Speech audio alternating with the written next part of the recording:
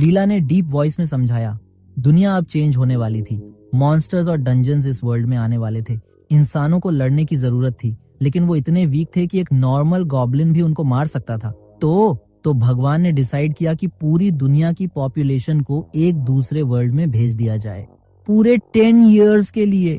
वहां वो लोग ट्रेनिंग लेंगे, स्किल्स सीखेंगे और फिर वापस लौटेंगे।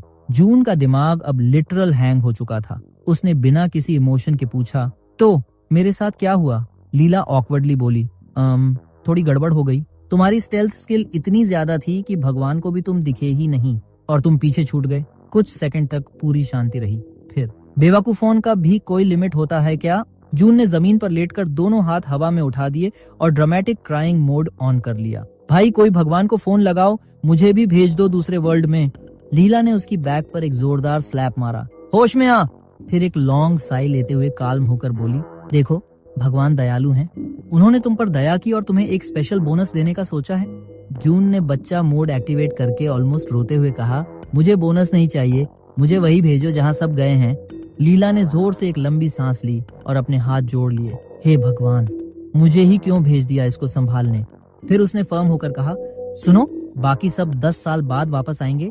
तब तक मैं तुम्हारी देखभाल करूंगी, तुम्हें खिलाऊंगी, पिलाऊंगी और सिखाऊंगी कि इस दुनिया में सरवाइव कैसे करते हैं। जून ने दूर आसमान की ओर देखा, फिर गहरी सांस ली और धीरे से बोला, मम्मी, मुझे भी लेकर चलो यार। सो इसका मतलब तू मेरी हर एक फैंटेसी पूरी करेगी? अब यही सोच रहे हो ना? एसईओ जून ने होपफुल आईज से लीला की तरफ देखा। लीला ने हल्की मुस्कान दी और कहा, तुम्हें अगले 10 साल तक अपनी बॉडी ट्रेन करनी होगी ताकि तुम इस तबाही के लिए तैयार हो सको।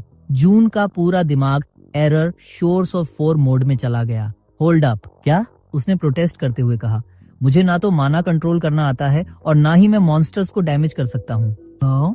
लीला ने अपने कैरिज्मेटिक एंजेलिक टोन में जवाब दिया, तुम्हें माना की जरूरत नहीं है, तुम्हें बस फिजिकली स्ट्रांग बनना होगा। यह सुनते ही एसईओ जून की सोल लिटरली उसके शरीर से बाहर निकल गई।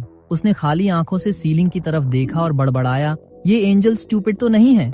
और फिर एक बार फिर से वह फ्लोर पर गिर पड़ा, बिलखते हुए। मुझे दूसरे वर्ल्ड जाना है।